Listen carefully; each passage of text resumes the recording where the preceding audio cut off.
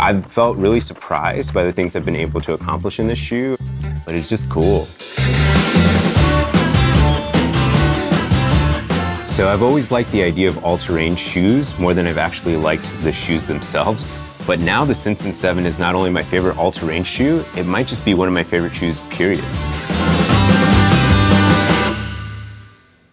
So just a quick disclaimer before we get started. I do work for REI, and these shoes were provided for review, but the opinions I'm expressing are all my own based on my experience in the shoes.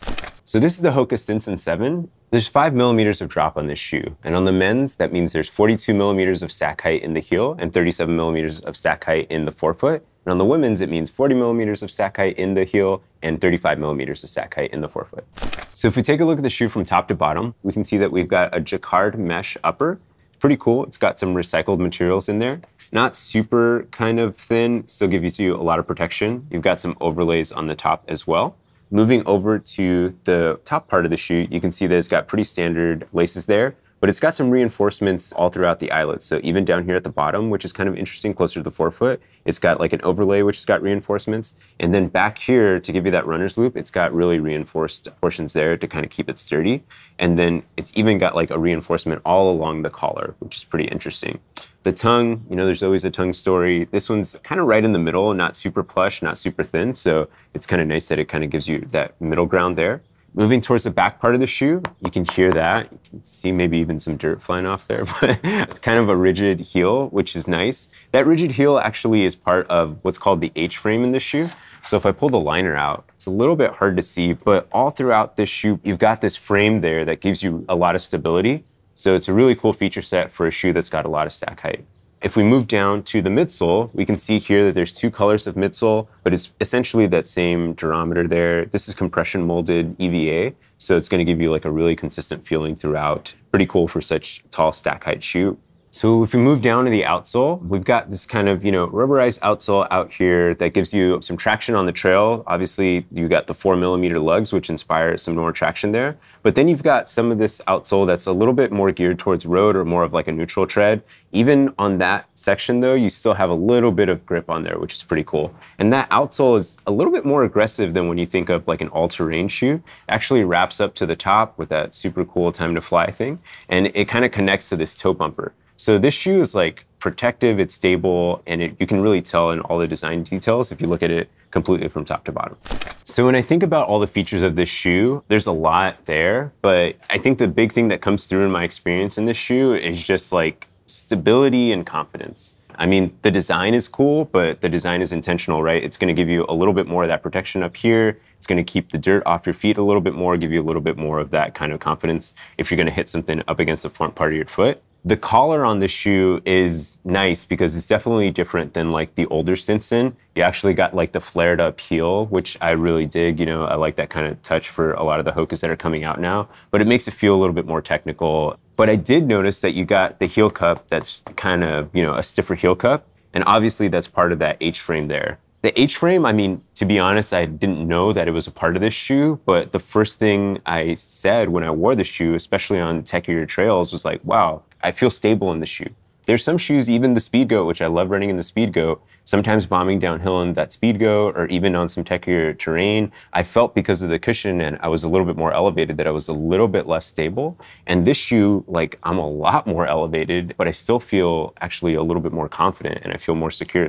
As far as like a stability feature, I think it's always tricky to do on a trail shoe, but I think what this does really well is it just kind of keeps you locked in. Whereas some of the other shoes kind of rely on like, okay, how does the top part of your shoe feel? The volume and the fit is very specific. And I think Hoka did a really cool job of just being like, well, if we just put something here and you love running downhill, I'm like, yes.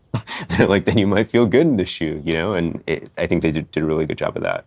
The midsole, again, if I'm thinking about running downhill in them or even running uphill or just spending lots of longer days on the trail, there's a lot of cushion on here and it feels really good. It's a little bit like a Goldilocks durometer. Like there are some Hoka shoes that I feel like, okay, I'm gonna sink in them. There's some Hoka shoes that I feel I have some rebound. I thought that I was gonna sink into this shoe, but I really didn't. I feel like I get a solid amount of energy return, but the cushion won't wear out. I feel pretty confident in that, which is kind of nice. So moving over to the outsole, I was really excited to see the outsole be a little bit more trail forward. I've felt really surprised by the things I've been able to accomplish in this shoe and the terrain I've been able to feel confident in. And I think it's really interesting, like here is a good example of like two technologies being really complementary, like the outsole and the H-frame. Like those two things I think make this shoe a ton. I really see this as a trail runner. I've worn it almost exclusively for trail. Like I've been excited to put it on, and then I took it out on the trail, and the first trail I took it on was a little bit techier, and I was maybe moving a little bit faster. I was excited to run downhill in them. I was excited to see how it could climb, and it did well, and I felt confident, and I wasn't spilling over at all, that I was like, this is certainly a trail shoe. So I think for an all-terrain shoe to kind of win me over as a trail forward shoe is a pretty big deal, and I'm really excited that the Stinson 7 can do that.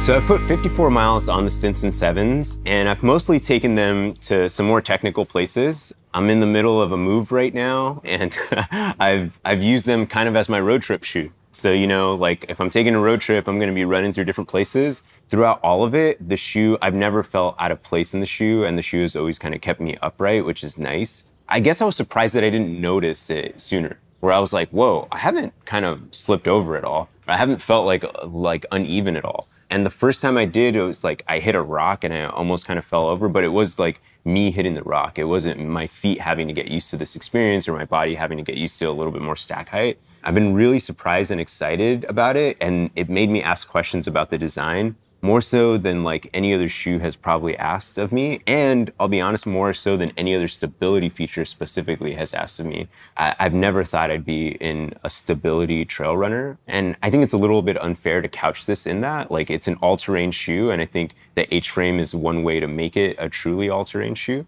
But it's just cool. And it lets you do that in a way that, again, is kind of like a stability feature in other ways, but just feels like a fun enhancer in the shoe.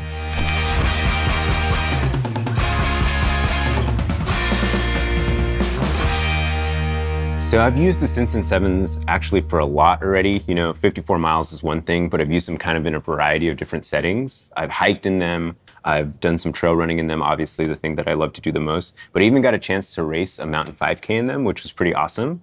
And for an all-terrain shoe, I've been a little rough on it. You can see some wear down here on both of the heels. I've hit some kind of gnarly rocks and some roots there. But overall, I've been really impressed with, again, the stability and the consistency of the feeling. If I look at the outsole, after 54 miles, it doesn't look like a lot of wear, which is good news. And I think the big thing too for me sometimes is the midsole. You can see creases a lot of times on midsoles after that much use. And you can start to see a little bit on this side, but not a lot. I feel pretty good that the shoe, at least the midsole of the shoe, is gonna last for maybe towards the higher end of the spectrum when we talk about 300 to 500 miles on a shoe. This feels like it might be more of that 400, 450 mile range.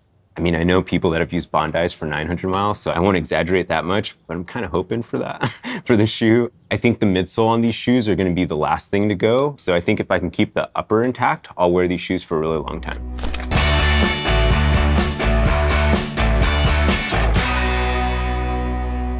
I think the Stinson 7 is going to cover lots of bases and be attractive to lots of different people. So if you're a dedicated trail runner, I think the reason you would go for the Stinson 7 is because it's got the most stack height of any trail runner that I know of on the market. So if you're like, hey, I want more cushion, Stinson 7.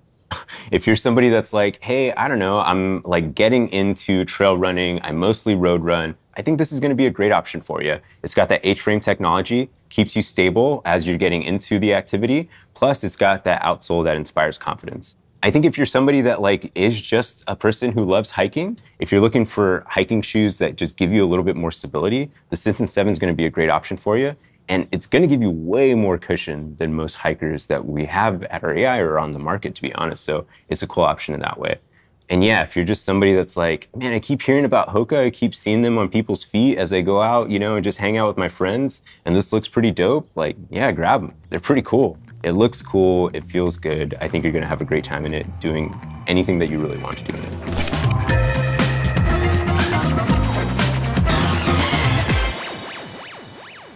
So that's my review of the HOKA Stinson 7, but I'd love to hear from you all. What do you think about when you're running in shoes that's got so much stack height?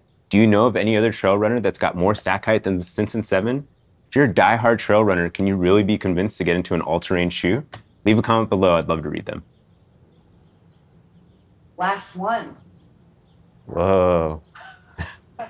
It's fucking crazy, man.